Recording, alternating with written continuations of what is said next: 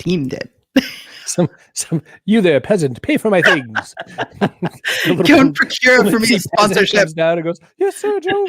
And he buys some coins. You wish you had minions. I do wish I had minions. I guess you do. Well, you have one minion singular. One minion. Working on my empire here. Welcome to the Backpack Show. Where It's off to a great start.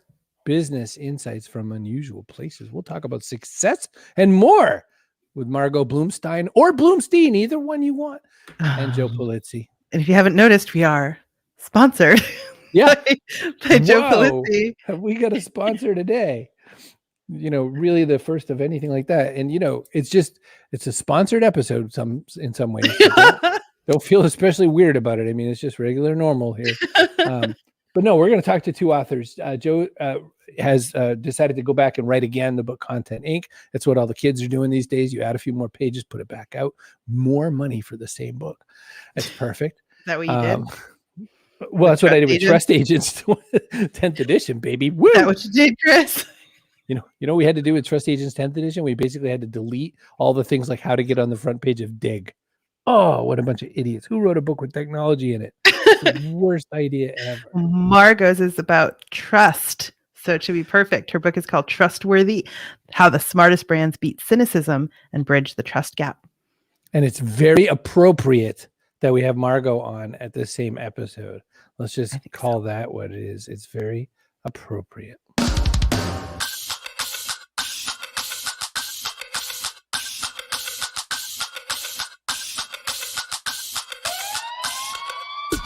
Welcome to the Backpack Show with your host, Chris Brogan and Carrie Gargone. Boom shakalaka! It's not a backpack show if I don't laugh already till I cry. I know, and then you have to kind of like touch up a little, I'm sure. Yeah. Something happens. Well, welcome. I know. So glad to have everybody here on the old Backpack Show. So funny. No, I mean, but looks aren't everything.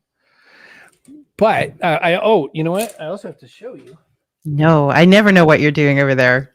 I have my Johnsonville shirt on. So nice. Former get out sponsor, and grill. Johnsonville Sausage. Former sponsor, Johnsonville Sausage, who we got as a sponsor by sheer willpower. You did.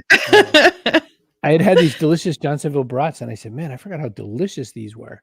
And someone on their Twitter account was like, that's great. We'd love to send you some crap. And they sent me like a bunch of t-shirts and things. I was like, well, that's great, but I want a real sponsorship. And we made it happen. So we got thousands of dollars worth of meat products to send to nuns and others. That was the first thing I thought of. So I thought Johnsonville Sausage is going to help me send sausage to Sister Anne Flanagan of the Daughters of St. Paul. I would have sent them so much sausage so they could do, because she had come on the show and said that she cooked for the convent sometimes and had to use donated food. So she'd have to figure out something to make with what did she had some really weird flavor stuff. Oh, she had some crazy things like, something with a pesto. Oh, like cilantro pesto. Yeah, like weird. And calamari or something.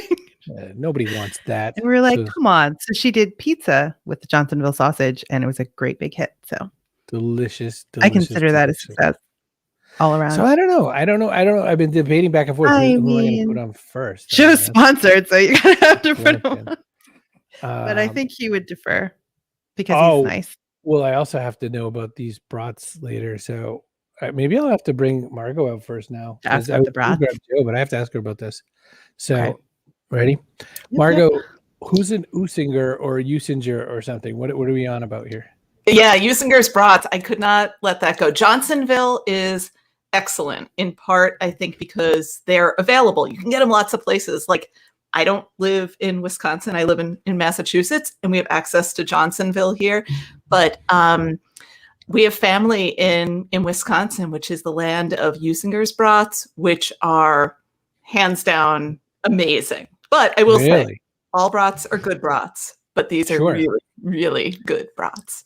Now, but do they stuff cheddar into them? Because come on. No, but I feel like Wisconsin, you're always like in a cheese adjacent experience, cheese adjacent state of mind. So you can make the cheddar happen. By the way, that should be a really great catch quote. Cheese adjacent. Oh, you can make the cheddar happen. I think that's a great t-shirt. Yeah, like that. that's Wisconsin in a nutshell there. Make the cheddar happen. Absolutely. So it's appropriate you're on. We wanted to talk to you a little bit about what's going on with the book, but we also want to talk about you and get a sense of what you've been doing and where you've been doing it. So In Wisconsin, cheese adjacent. She's in Massachusetts. The food Yeah. in Wisconsin. But tell me, what have you been doing with the business? You've worked with all these great people, like Al Jazeera, I think was one of them, and sorting out all these brands like Lindt. You think about. Did you say Al Jazeera is a person? Like no, all these cool people first like name Al Al, Jazeera. last name Al Jazeera. Jazeera America, yeah. Turns out there's humans inside of AJ, and Lindt and Timberland. I mean, you have those are some banging logos.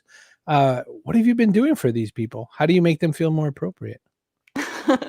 Well, I think across all those different organizations, I'm always the person in the room saying, all right, well, how are you going to make your content appropriate for your brand, not what your competitors are doing, but appropriate for your voice and your publishing culture, what your people can maintain, and right for your target audience too, and what they're actually interested in, and working that out, figuring out their message architecture or their hierarchy of communication goals.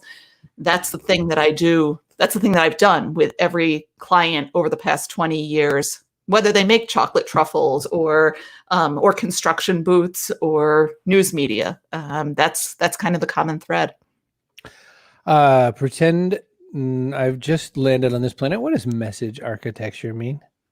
It is the hierarchy or priority of communication goals. So what you want to make sure comes through in every interaction, every experience with your audience. You always want them to know whether they're first engaging with you on Twitter or opening up a package of sausage.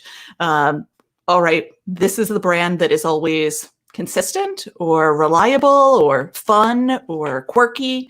What is the most important thing? And then what's the next most important thing? And then after that. Is that the right answer for Right now? in the world? Yeah. You're an alien with a special interest in marketing. So where do you start?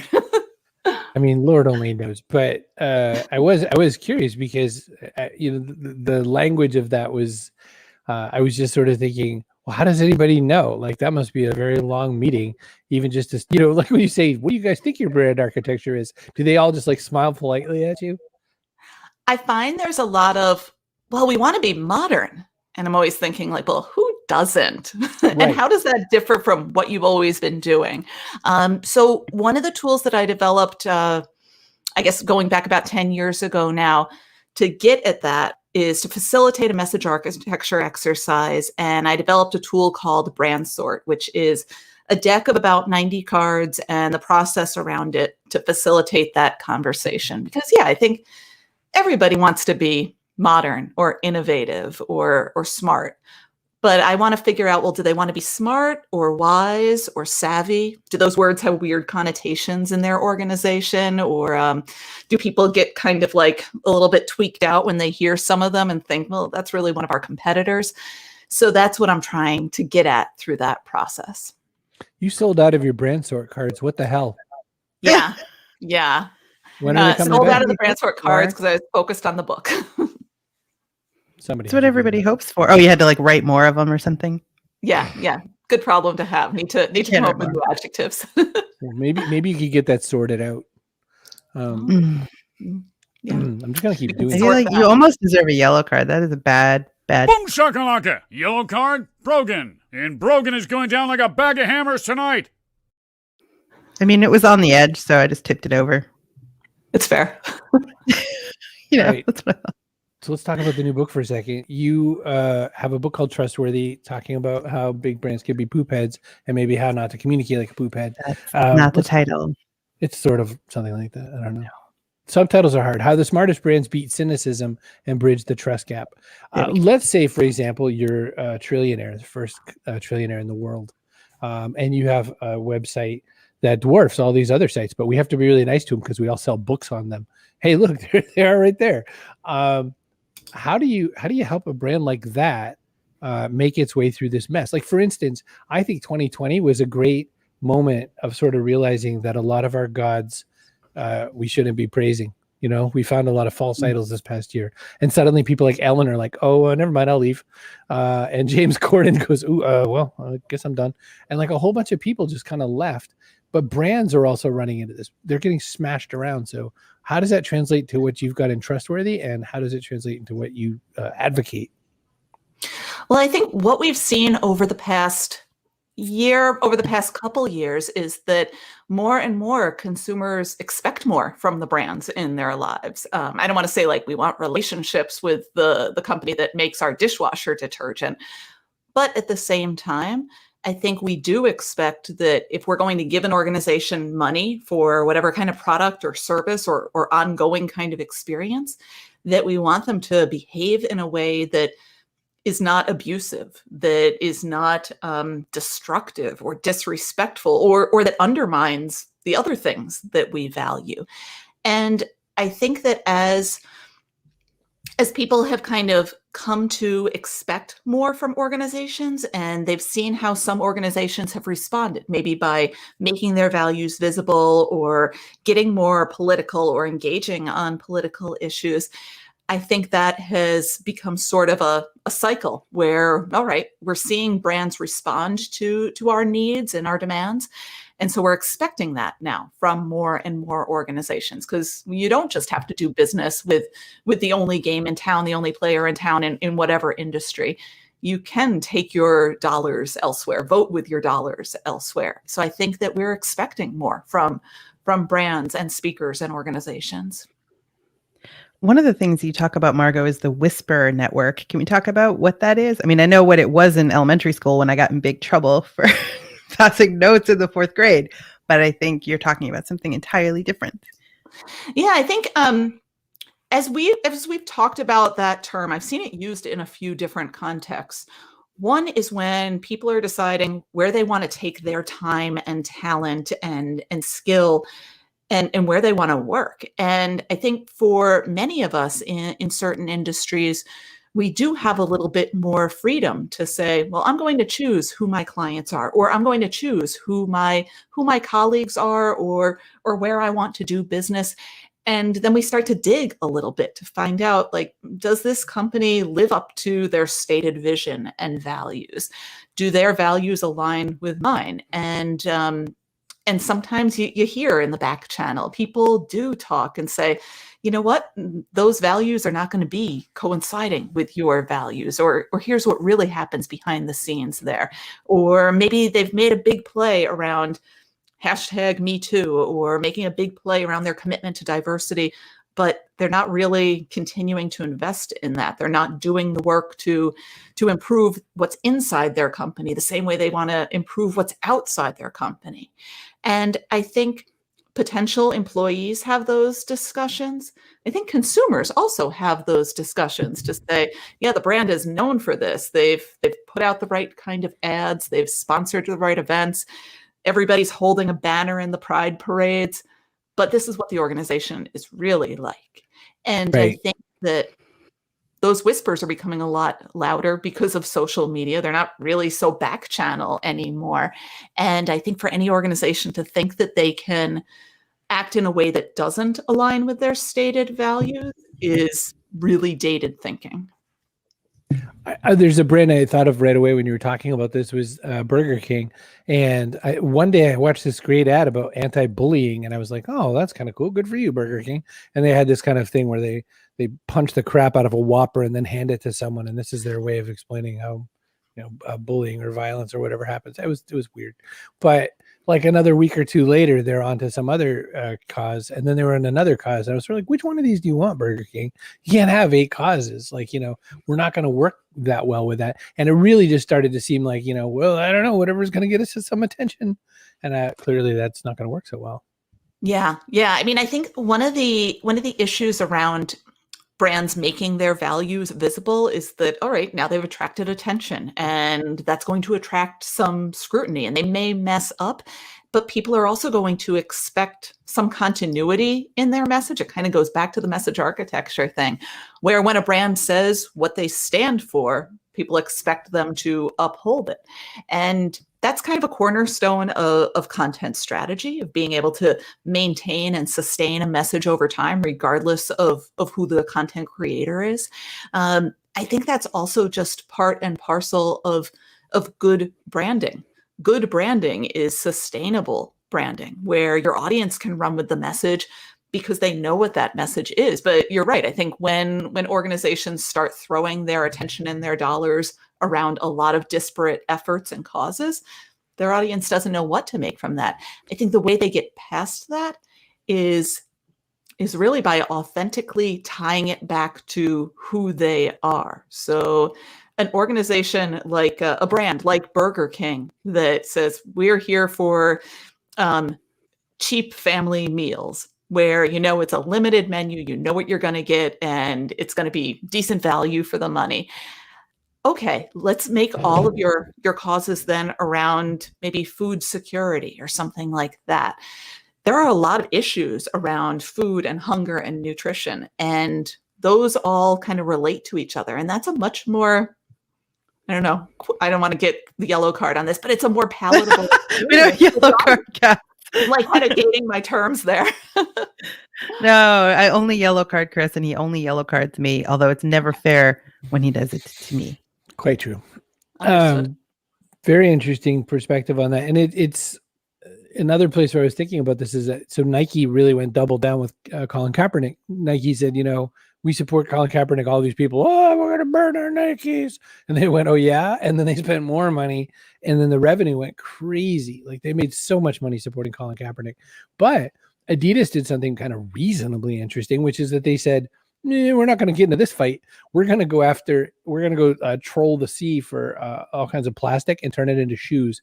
And so they made like 2 million shoes out of sea waste plastic, which of course means, hey, you don't want to enter into the Black Lives Matter conversation. Come over here. We'll just save the earth together. It'll be fine. So I think that was kind of a way to get around that. What's your take?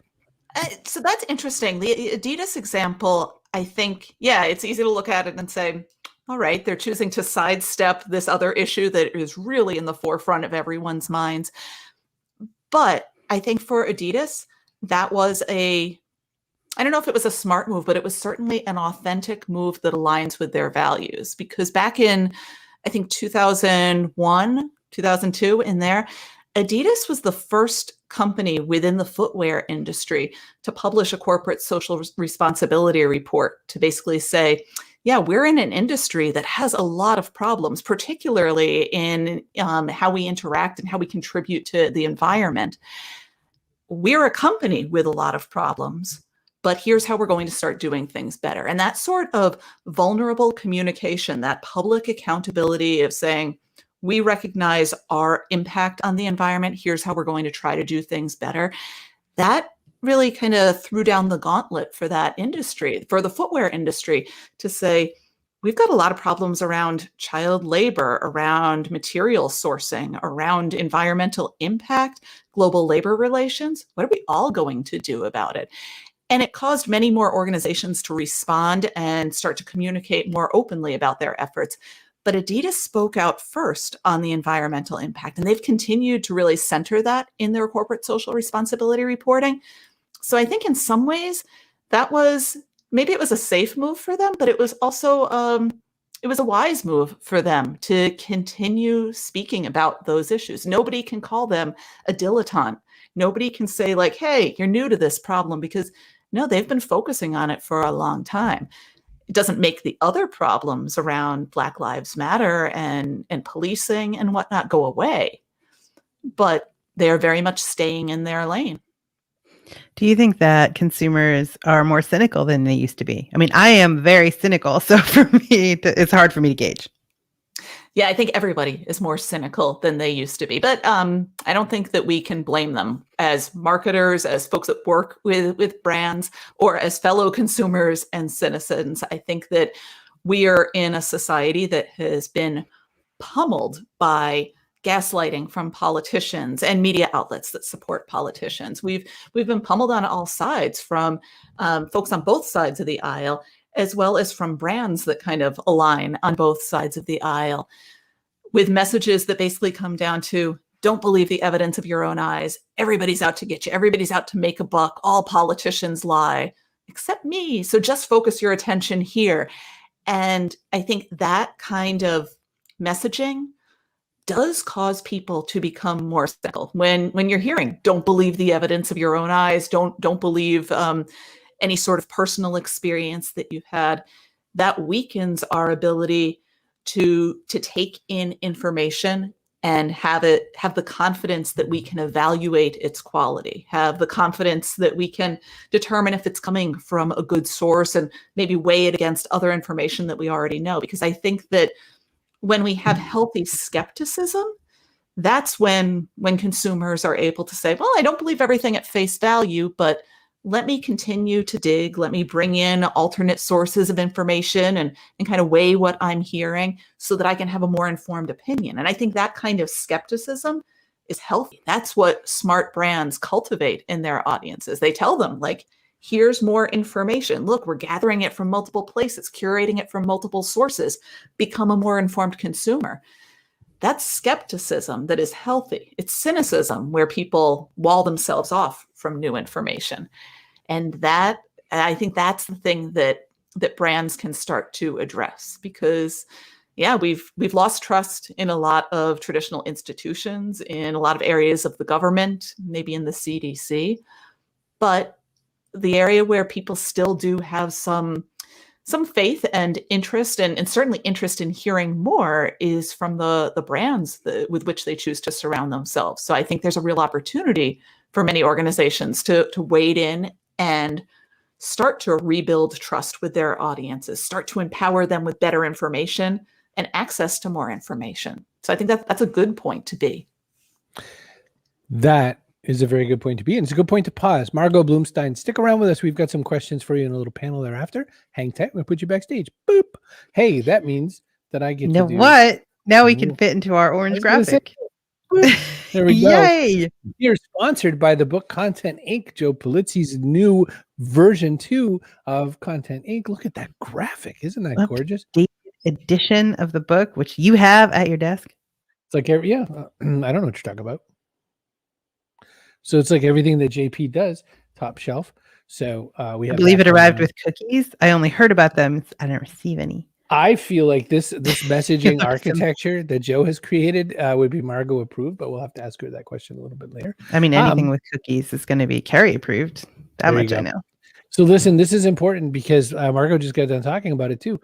We're sponsored by Nonfiction, which is a research organization that says that 50% of Americans are frustrated with bias coming from both the left and the right. How perfect is this for the night Margot is on? Exactly. SavingAmericansFromTheNews.com is who sponsored us. SavingAmericansFromTheNews.com.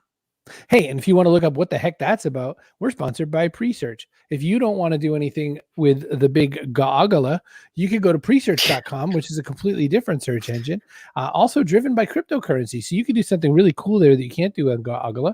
Instead of buying keywords for exorbitant amounts of money, holders of the Presearch coins get to stake various things. So if Joe wanted to stake best golfer in the world, and when people type that in, it would go to him.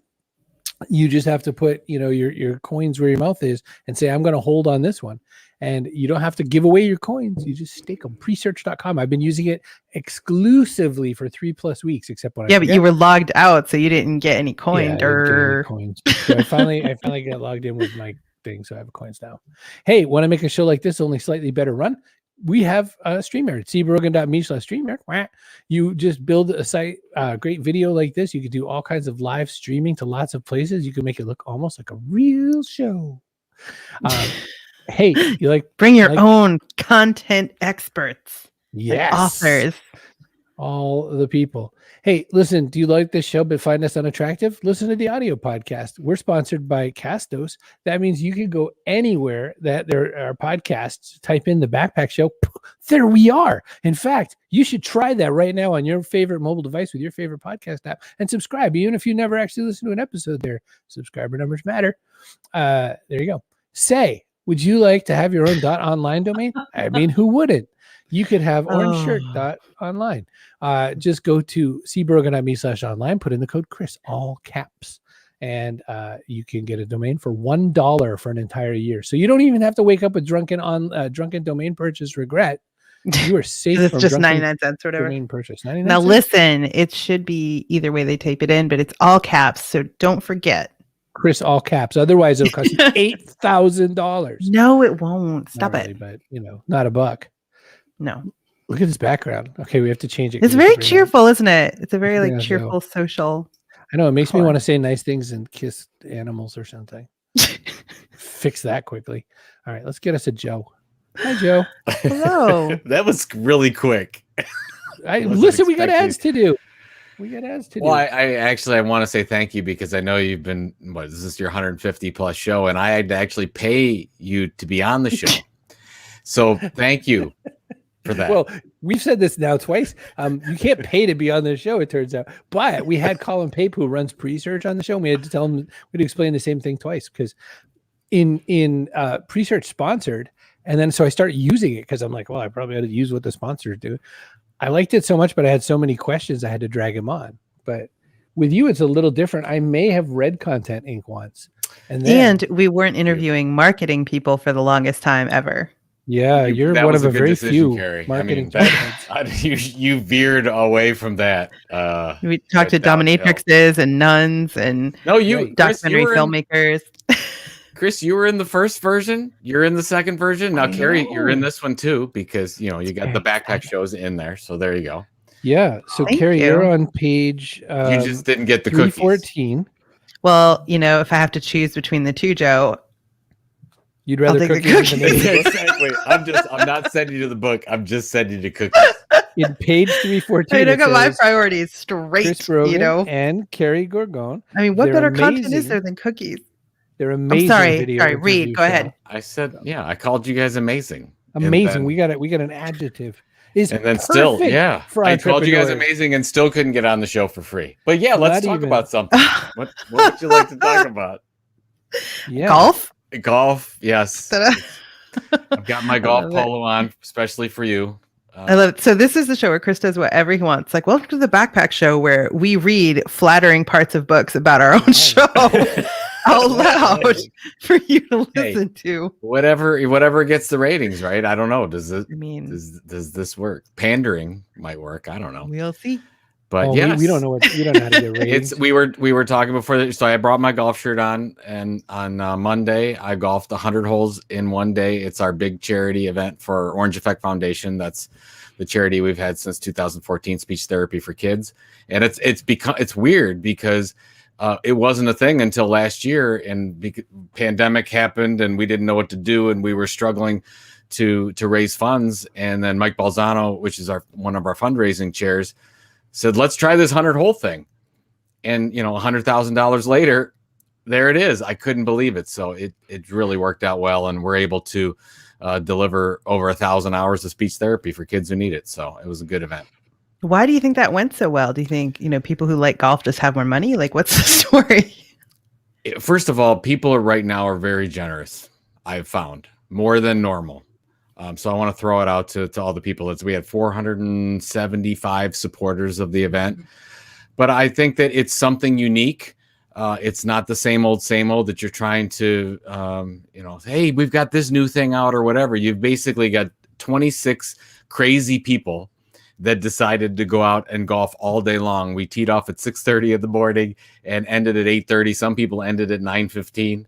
And it's just nuts. And when people hear about it, they're like, oh, I'll throw 100 your way.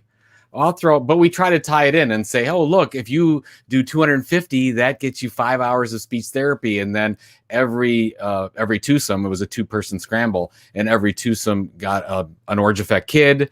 So we were supported by, I was supported by Will, and we had another one supported by Sarah, who's one of our Orange Effect kids who gets speech therapy. So the team worked it together, and I was really exhausted. I'm still tired, actually. It's 2 days later. You didn't have a stunt player? You could be like, hey, come golf for me.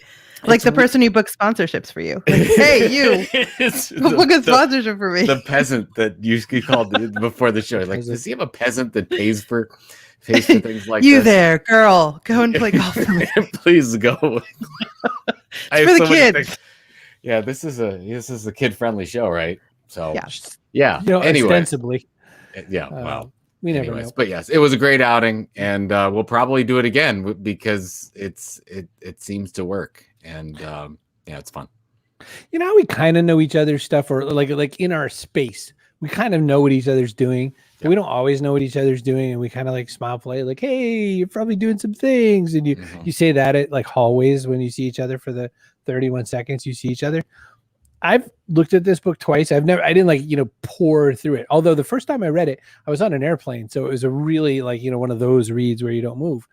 But I wanted you to talk a little bit about the content tilt, because I mean, clearly the concept and the term and everything matters to you because you have your tilt site, you have your tilt crypto coin. The concept matters to you maybe more than the others. And maybe at one point this book almost got called something about the tilt, because I get that feeling. I get that feeling like that's the anchor of this book and everything else supports it. It's yes, you are correct. You're very observant, Chris. That's a key part. And I always say to everyone, you can do all 7 steps of the Content Inc. model, but if you don't have the content tilt, it's not going to work for you. You're not going to build an audience. You're not going to sell more products and services. You're not going to build a community. And so and it actually comes from the Matrix. I don't know if you're a Matrix fan. I'm a big Keanu Reeves Matrix fan. And the point where, Neo, who Keanu Reeves' character, who's the one, goes in, and there's the little boy there who's bending the spoons and keeps bending the spoons, and Neo leans down and looks and can't bend that spoon. And then the boy says, well, there is no spoon. And then Neo tilts his head and looks at the spoon differently. And I don't know what it was, like a lightning bolt hit me. And I'm like, oh, yes, he looks at it differently and everything changes. And I said, well, that's what we don't do with our content creation. Basically, we take it at face value and we're like, oh, we're just going to talk about what everybody else talks about. Actually, a lot like Margot was just talking about. But you have to find an area of little to no competition on the web where you can actually break through all the content clutter. Because everyone says, oh, there's so much clutter out there. Well, there's as much clutter as there's ever been since the dawn of the printing press. But what you have to do is see if there's an opportunity somewhere to tell a unique story, a differentiated story, and break through, have a point of view, and then you can do all the other things and build the audience and do social media and search and whatever. So yeah, I think that's really important. It's part of strategy. Sweet spot, content tilt. That's where you spend your time figuring out, who am I going to communicate with? Why does it even matter? And then you get to the what a little bit later, because you really have to find out, why are you doing this in the first place? And that's all about your content tilt.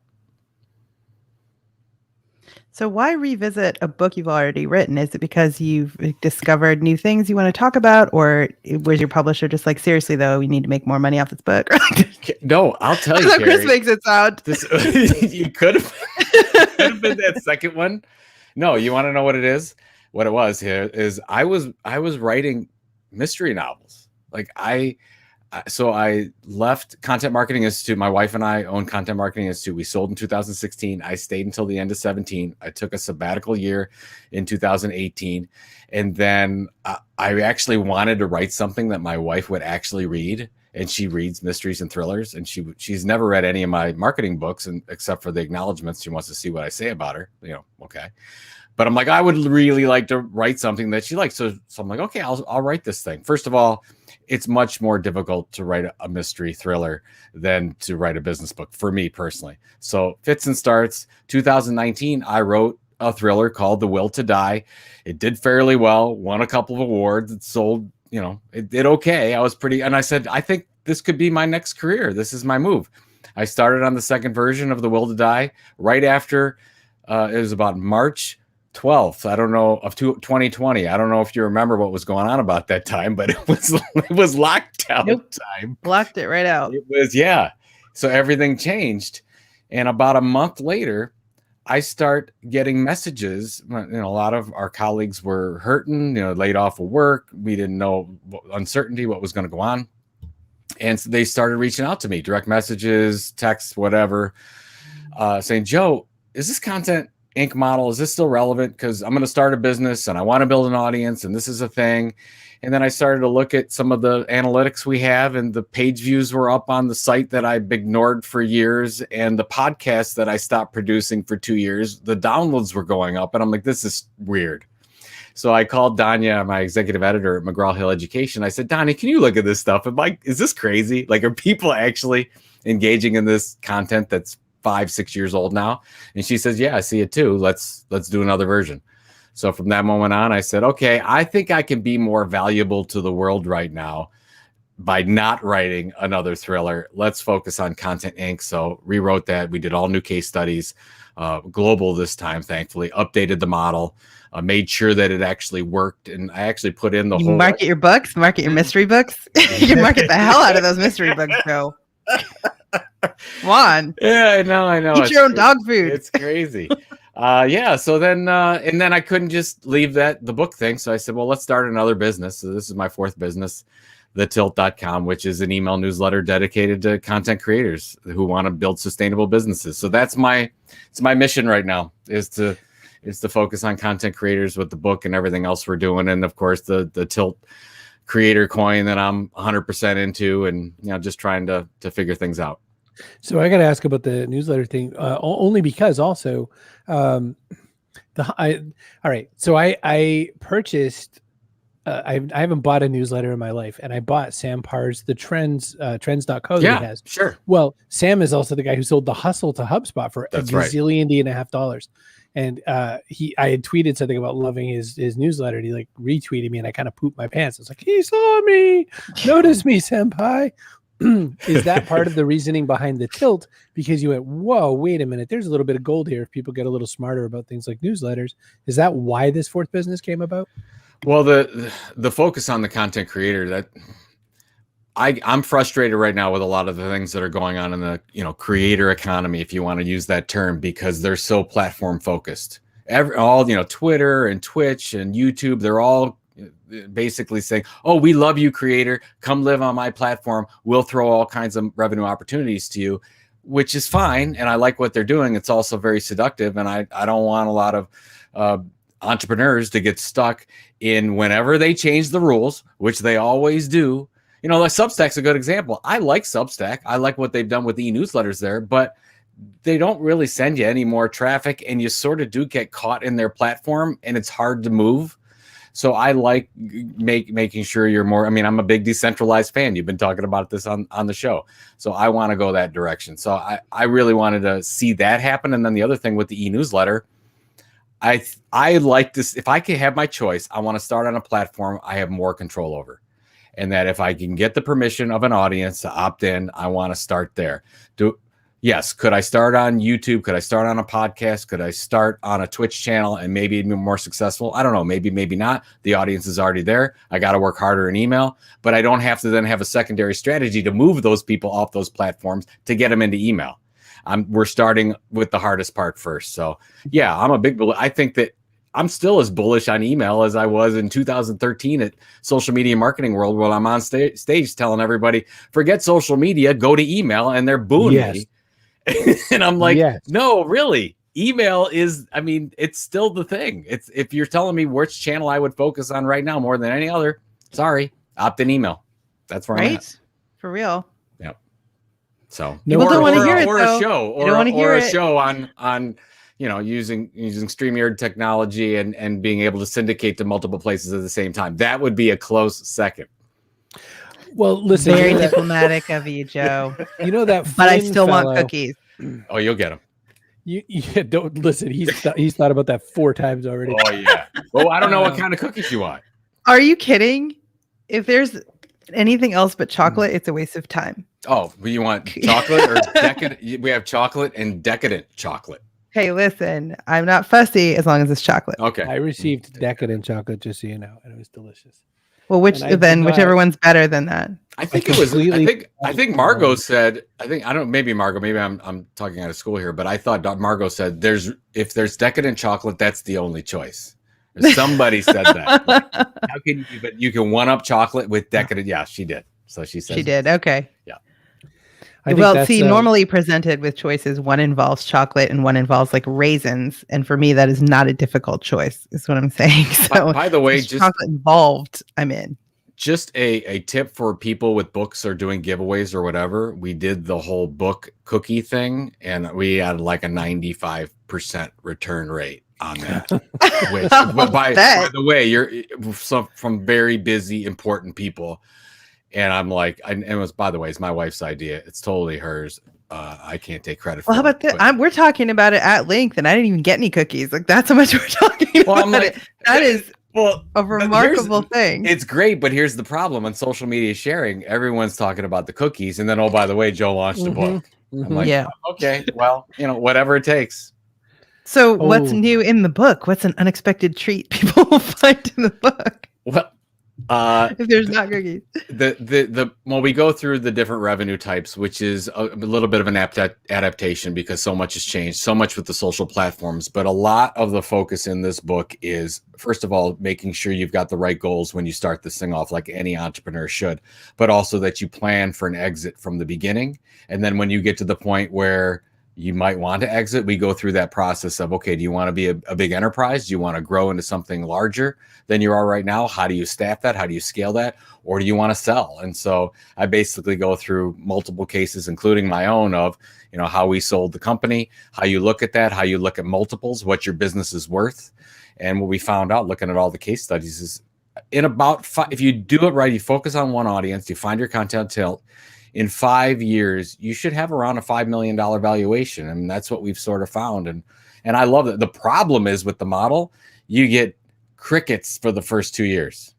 I mean, literally, there's nothing. I mean, it's very difficult, as you know, to build an audience. It takes you generally. I mean, I had an interview with Brian Clark today, and I said, when you started from when you had your first dollar in revenue, how long did it take?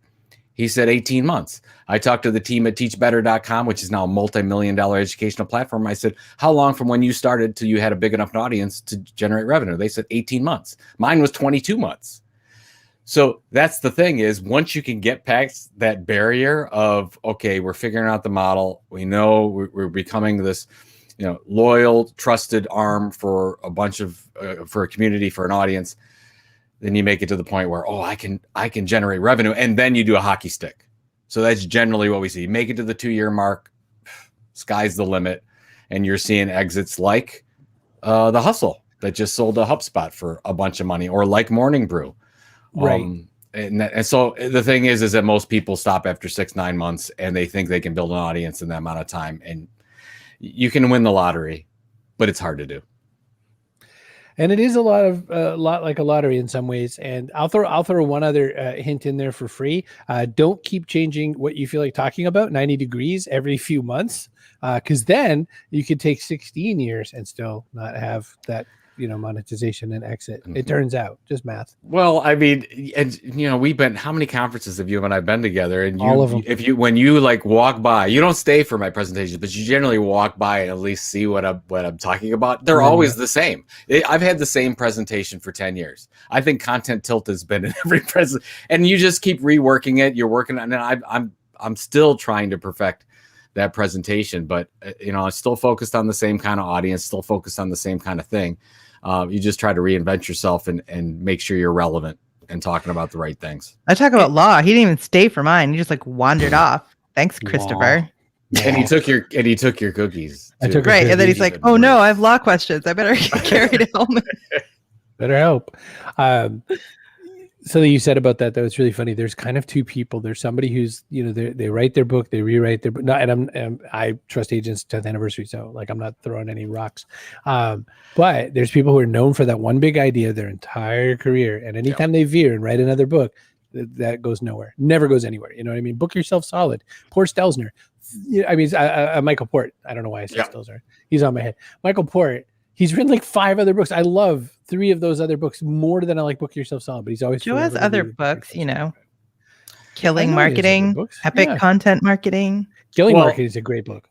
So Epic Content Marketing came out in 2013, and that one did really well because content marketing was just taking off, and it was sort of the frenzy of, if there was such a thing, the frenzy of content marketing, and that became the book for content marketing. So great, I'm glad. Content Marketing has been, or Content Inc. has been the best performer. Killing Marketing was tough. It's to an enterprise crowd. It's to a different audience. But the one I wanted to do the best was The Will to Die, my mystery, which when you focus on marketers and entrepreneurs your entire career, and then you're trying to build an audience of mystery lovers, it's depressing. It's depressing. That's got why some you need it. beer. Well, and you know this. I'm sure you've had other writers on that write fiction. It takes about 3 books. I mean, you have to do it consistently over a long period of time. I mean, if you look at whether it's Lee Child or John Grisham, it took them a couple books to get going, and then people come back to the first book. So that's with anything, right? That's what if you do a podcast, an email, a book, whatever, you have to do it consistently over a long period of time, and then things start to work for you. There's no one-hit wonders in my book. So Name drop incoming. Lee Child is a super nice person. I met him I've at heard a little that. bookstore. I've in heard that. Newburyport. He was a super sweet guy. He's 6'4". I'm 6'2". He was towering over people in the store. It was really grand. He's Very got a really delightful. good thing on his site, though, and he says, because he's got people coming to him all the time with ideas, and he said, anyone that has a really good mystery thriller idea, keep it for yourself and write it yourself. Don't tell That's a your very own good story. point. And I'm like, that's pretty good advice. That's really We've good had advice. several authors on, and what they all had in common is that they had another career before, like, I mean, complete and total careers. Like, one had a Totally law different. career, Robert McCaw, and then started writing mystery books after he retired about Hawaii because he loves Hawaii and he's got like a house there and fell in love with the culture and stuff. So that's his thing. Len Joy had a manufacturing business. I mean, for decades, sold it, became a triathlete, like on the national Wow. team, and started writing books, award-winning sports fiction books. Right. So I just love that idea. Like, if you do have an idea for a mystery novel or any other type of fiction book or anything else, it's never too late. So you keep that No. idea for yourself. Don't give up on it. And I know You can so do many it. people that have the idea in the desk drawer kind of a thing, or they've written some of it. And I've talked to a lot of them recently, especially with writing the mystery. And I'm like, just do it. Just finish it. Spend 4 weeks and write for an hour every day and get it to a point. That's what I had to do. I basically, after a lot of fits and starts, it really took me 4 weeks to write the first draft, but I had to spend 1 to 2 hours a day and just get into that rhythm because the first 10 days were just terrible. Like, Was your wife supportive when you switched back to content anchor? Was she like slamming pots around and like making loud phone calls, sending people in for stuff? Or when you switched back to content marketing? So to be honest with, not a lot of people know this, but to be honest with you, when I told her that I was going to start the business and write the book again, she was not happy at all. She's like, "Are you kidding me? Our kids are finally going off to college now, and we can finally travel. The pandemic's ending, and we can do these things. And you just started a new business. Are you kidding me?" And I'm like, "I still love you. It's not personal. I have a problem. I just start businesses and I can't stop. So I don't know what to do." But Well, let's ask Margot. it's an issue. All right, Margot, what do we do? Cookies. Start with baking them for your wife. Such good advice. No, she said that she would not work in the business this time. So that's and she's very smart to do that. So you were like, "Buy me a sponsorship." She's like, "Go to hell. She's like, "Get out of here. Do it yourself." I hate you. I can't stand you. Go do something." So Hi Margot, how are you? Good. How are you? Congratulations. Congratulations They have on your each book. other's books. I just got I got to show it because, proof and whatever. I just got this beautiful book. I'm so excited. I have read a lot of it already, but I'm looking forward to finishing it. And it's so funny. I mean, Chris and Carrie, you don't know this, but Margot and I have known each other for over 10 years now, Yeah. running into each other at Content Strategy. By the way, Chris, you asked a really good question because so I would go to marketing events and content marketing events, and Margot would be speaking at content strategy events. And when I started out in the business, I thought they were, close to the same. They're not. Content strategy people are much smarter and way more intelligent. And when I'm at a content strategy conference, I'm very confused.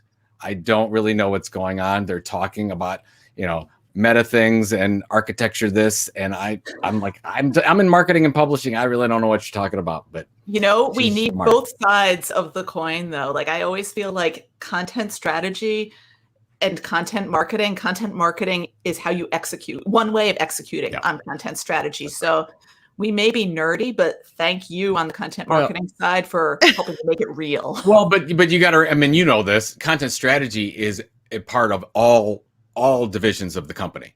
I mean, because every portion of every company is creating some kind of content, and they need to understand that, and they need to have governance over it. Yeah. You can have content strategy for marketing, but you have to have it for everybody else in the organization. A lot of people don't realize that, but you've done a great job, Margot, because you can talk both sides of that. And when I go to a content strategy conference, sometimes I'll be talking to somebody that's talking about tagging this and doing that, and anything to do with governance is not my thing. And I have to leave. I have to say, I'm sorry. I have to go get a drink or something. They're pleasant people. That I can sing karaoke with people at all different types of conferences. That's true. That's true. So this has only happened maybe 2 other times that I've thought Chris and I could just like peace out and you guys could run the show. And then we could have the orange graphic and you two would be perfect. Well, honestly, I don't think Margot and I have it's probably been like 5 years since we actually caught up and we had coffee somewhere, just chit-chatting about stuff. I mean, so yes, can you two can go and we'll just you're like, shut the lights out when you're done. We got it. Exactly. No, we're sorry. You have it back. You have the con. Oh no, don't be sorry. We were enjoying ourselves, but thank you. Chris would be like, "Oh, thank you for letting me run my show." Although, when you were saying about how your wife doesn't want to have anything to do with the business, I was thinking about that Flynn kid, and the fact that he's got all his kids making content for him now. They all stream together and all that sort of thing. That Patrick Flynn boy. My kids will not have anything to do with marketing. They're like, nope. Oh, my youngest I walk around him and he just says boomer, and I'm like, I'm not a boomer, man. Gen X, the forgotten generation. And then he says, boomer is not an age. Boomer is a mentality. You have it. I'm like, I'm just like, why did I have kids? Like, it was what? Like, keep in mind, your ass is broke. Everything you see is mine. So exactly. I can imagine Joe Walker calling out people and being critical of their life choices. Isn't that the most boomer thing of all? I think your son's a boomer. He's a boomer. Oh yeah, he'll just he would love to have a conversation with you right now. He would. I'm sure he means it in the best possible way, and I'm sure he still loves me. Well, obviously he loves you, but I'm not so sure he means it that way. Two things are not related. Yeah, it's an issue. It's an issue. But you know what? They're both my kids are off to college in the fall. So at the same time, which will be wonderful. Expensive. Very sell well, Joe. Which will the keyword. The one you like better is going to like a private school, and the other one's going to community college because you're like bills. How did you know this? Absolutely. No, I love them both the same, just in different ways. It just happened that one went to community college. Exactly. Got you. You do what you got to do to survive. Who's our person of the day, Chris? I don't even know. I'm so lost at this point. I'm never. Yeah, Margot, we're never allowed back on the show after this. I mean, not together. We'll wait till your next separate you or something. We'll separate you two. Hang on a minute. Oh, and here's our person of the day. Kaboom! So every now and again, thank you, Apple Macintosh, sort of 2015 MacBook Pro. Every now and again, when I go to push the video asset on this show, it just goes really slow on my side. So I always hope, I hope it looks right for you. It's fine. Who do you want? That's a great. What do we got places to be? Hang on a second. No, I just want to know. I never know. I don't pick the person of the day. You pick the person of the day. I'm as excited as anybody else. I'll bring our troll forward. I will say our friend Chip Griffin. He's been doing stupid umpiring for some reason. What's their baseball? There's a thunderstorm out there, Griffin. Did you call anything on rain today? Ooh. So you're our person of the day. I don't think Griffin likes that you went to the evening slot. I think you're right. Everybody's got an opinion. We have some folks in Scotland and Italy who are very annoyed. And my parents are not cheery about it. My parents said, we have lots of things to do, mister. But they were significantly less cheery when it was for their, 6 in the morning? 7 a.m. Yeah, they're morning. 6 of them to watch the dumb show. But I mean, they didn't like that. Congratulations, Chip. I actually have a solution for you. I think you need to do 2 shows a day. I think you're right. Is this Vegas? Yes, you'll satisfy everyone. I mean, really, who is the Celine Dion of StreamYard if not this show? Like feathers. Don't tell Chris he needs to do another show. Margot, he will do it. No, you do another show, but you switch sides. You're on other. It's like the backward backpack show. I'm that sorry, would this be is- like a whole different show. Ooh. He's got what this show. He's got this show. That's He's pretty got sweet. this show. Oh, He's you got can only see the little edge all the around shows. it. Though. You Oh, can't. that's pretty But nice. it's enough. He got different branding for every show. He's got Yeah. shows for days. Wow. I've got the scratch pad. I've got the Modern Business Show, and I have what I'm calling a 10-minute keynote, which I haven't launched yet. Wow. And then there's things that aren't even shows where he's just like, I'm just going to write a blog post if anybody wants to come watch. And people do. It's like not even a 10-minute show. keynote. Oh my 10-minute gosh. keynote is a show for people who think TED is too long. That's what I'm going for there. that's a niche. I think you got That's something my there. tilt. I was like, we have that. you know what's Oh, too long? Lord. TED. Mhm. Because that's the other way you can get that tilt is when people look at you like a big. What is it? What is stupid it? Is a TED Talk 14 or 20? 16 18. minutes? 18. Oh, it's 8. Oh Huh. wow, Right down that the is middle, you long. guys. Yeah, well, yeah, I think that you should go 9. You can't go 10. You got Well- to split the difference. I like your idea there, and I'm going to take it under advisement. Yeah, So because it's yeah, like I think instead of ideas worth spreading, this is like ideas worth splitting. Ideas worth mentioning. Yeah. Yeah.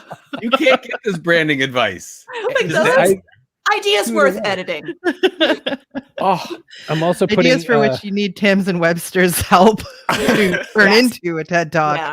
I'm someday. also putting the Celine Dion of StreamYard on my business card, so just look out around for that. Margo. oh, that's nice. I think that's a You win. have business cards. You don't. I well, not anymore, but you know what? I had business cards for a long, long time that all they said on them was "stop talking," and so somebody would be talking to me Hand at a it someone. conference or something, and I would just hand it to somebody. I go, "Can I give you my card?" You're mean. That's good. Yeah. That's I need, not nice. Yeah, we all need some of those. I got those, and they were so great. It was I really will have funny till to- somebody gave it back to you. Yes, they ripped it in half and gave it back to you. you know They split it. Threw it on the ground. They that edited- reminds me of They something. edited though. your card. Oh, for God's sake, stop talking. Let the woman speak. Thank you. All right, so we got to go to the person. I mean, we did person today. We got to go to the backpack. So here's a question we've asked every guest in the world from Butterscotch, 5-time World Beatboxing Championship. We have Or Mix-a-Lot. Sister Anne Mix-a-Lot. Flanagan. Flanagan. I was trying to think of what was our financial dominatrix's name? Mistress what? Harley. Mistress Harley. Yep, she's answered this. So here's the thing: it could be something physical, it could be something metaphorical. Carrie, what's a great example of a physical thing you could throw in a backpack? Ooh, extra set of teeth. An extra set of teeth. That's a DJ good one. Cumberbund. That's like my perennial favorite. Great answer. What about something metaphorical? Someone could put in a backpack. What do you got? I don't want to stump you. Kindness. Oh, that's Maybe. a good one. Kindness. Ariel Helvetica, our burlesque performer, Yep, she said did it. kindness. She did it. All right, Margot Bloomstein. What is something we should be throwing into our backpack? Oh man, that extra set of teeth. That's Right? You like- I mean, Yeah, you I just feel like never that- know. yeah, I feel like that is like up there though with like what's the first thing that you ask a genie for? More wishes, unlimited Mhm. wishes, an extra backpack. I think the thing that I would want to have with me, I guess it's kind of both tactical and sort of metaphysical, and kind of my big thing during the pandemic, gummy vitamins. Like I switched from not being somebody that took vitamins to now taking vitamins. And then I was like, I'm going to have gummy vitamins because they always taste like candy. And yeah, you're doing a good thing, but you're also like, now I'm having candy first thing in the morning. And it just sets you off really well for the rest of the day. So gummy vitamins. I guess it also Yeah. depends if you mean gummy vitamins or gummy vitamins. Yes. Because I have gummy Start Monday off vitamins right. when I'm having anxiety attacks. But No, these are like vitamin D and vitamin C, and okay. it's fabulous. So Super. yeah, I say gummy vitamins. Joe I love it. Pulizzi, author again of Content Inc. Again, What goes in the backpack?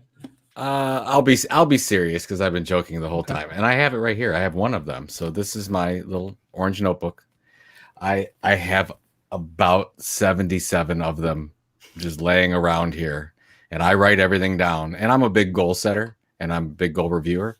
So every day I write things down, I review them. If I have long-term goals, I review those. And if you do it in the morning, you sort of set your day by here's what I want to accomplish and here's the things I shouldn't be doing. So And for some reason, I have to write things down. I'm not a note taker by typing. Digitally or whatever, written.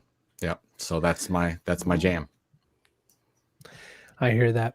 Well, I have something to tell you about cookies. That my grandmother was an incredible cook of Toll House cookies, and so Chris Rubin's You grandmother. said Chris's grandmother is in my backpack. Jane, your mom is in my backpack. Grandmother said, "Stop talking first." Wow, have we primed this crowd? My gosh! So my grandmother made Toll House cookies every time we visited, but she did this trick because my favorite food was leftovers, and so she would take just one square of whatever out so that you would think that it was leftovers. But why did I ever not get that it was just one square? This is what I think maybe she was trying to get at.